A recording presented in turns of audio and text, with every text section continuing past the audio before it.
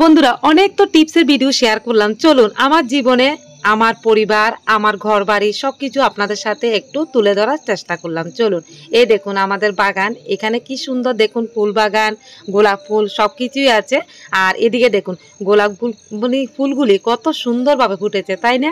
তো বন্ধুরা সবসময় তো টিপসের ভিডিও দিই, আমার ভালো লাগে ব্লগ ভিডিওগুলিও শেয়ার করতে।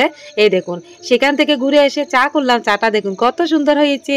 আর সকালবেলা দেখুন একদম চা খেয়ে একদম এনার্জি পেয়ে না বসে থাকে তো আর লাভ নেই, এবার বিছানাপত্র সব কিছু করে গুছিয়ে ফেলি।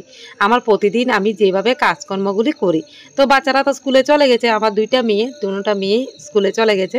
তো ভাবলাম না বিছানাগুলি একদম ভালোভাবে একদম গুছিয়ে নিই, কারণ বিছানা পাটি গুছানো থাকলে আমার মনে হয় একদম সব কাজে মোটামুটি শেষ।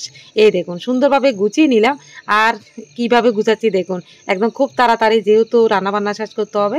আর ঘরটা ভাবছি প্রথমে গুছিয়ে নিই। আর এখন তো শীতকাল, কি বলবো বলুন তো, একদম রাতে যে ঠান্ডা লাগে, তো ভাবলাম না একদম কম্বলগুলি একটু রোদে দিই, কারণ রৌদ্র উঠেছে, প্রতিদিন তো আর উঠে না। তো দেখুন একদম কম্বলগুলি নিয়ে যাচ্ছি। আর একটু রোদে দিয়ে যদি ভালোভাবে একদম গুছিয়ে রাখা যায়, রাতে কিন্তু খুব ভালোভাবে ঘুমাতে পারি। এদিকে দেখুন একদম কম্বলগুলিকে দিয়ে তারপর আমি সব কাজপত্র করব। তো ভাবলাম না আপনাদের সাথে একটু আমার কিভাবে আমি কাজকর্মগুলি শেয়ার করি, তো সেটা আপনাদের সাথে একটু শেয়ার করি। বন্ধুরা আমার সব সময় একইভাবে কাজ করে দেখুন, আমাদের ভাঙ্গা চূড়া ঘর, এই ঘরেই আমার অনেক শান্তি। তো দালান কোটা লাগে না, একটু শান্তিতে থাকতে গেলে একদম খুব কুড়ে ঘরও অনেক শান্তি। তো ভাবলাম না খুব তাড়াতাড়ি করে রান্নাটা শেষ করব, যেহেতু আমার মেয়েকে আনতে হয়। আর এদিকে দেখুন আমার নাতনি এসেছে, আমার ভাগিনার ঘরের নাতনি। আর এগুলি হলো আমার দেবর মেয়ে। আর চলুন রান্না করব কি। আর এদিকে চিতল মাছগুলি ধুয়ে ভালোভাবে নিয়েছি, আর এগুলি হচ্ছে চিতল মাছ, অনেক দিন খাবো ভাবছি, তো বাজার থেকে পেলো, হাজব্যান্ড কিন্তু একদম কথা মতো নিয়ে আসলো। আর ভাবলাম না আজকে লাল লাল করে ঝোল করব, একদম গরম করে, যেহেতু শীতকাল একটু মরিচ বেশি করে দিয়ে রান্না করলে খুবই ভালো লাগে।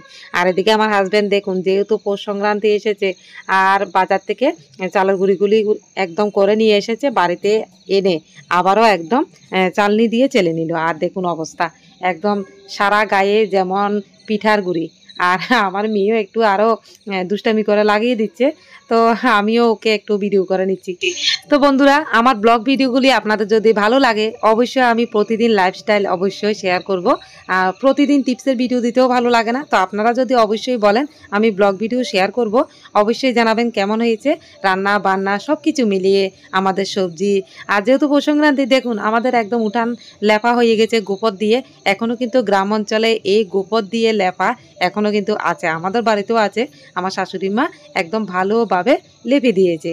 তো বিকালে একটু ঘোরাঘুরি করছি, দেখুন একটু আমার বান্ধবীর সাথে একটু দেখা করতে যাব, যেহেতু বিকালবেলা একটু কথাবার্তা বলবো, সারাদিন তো কাজকর্মে থাকি, ভালো লাগে না, একটু বিকালবেলা ঘুরতে বেরোতে খুব ভালো লাগে।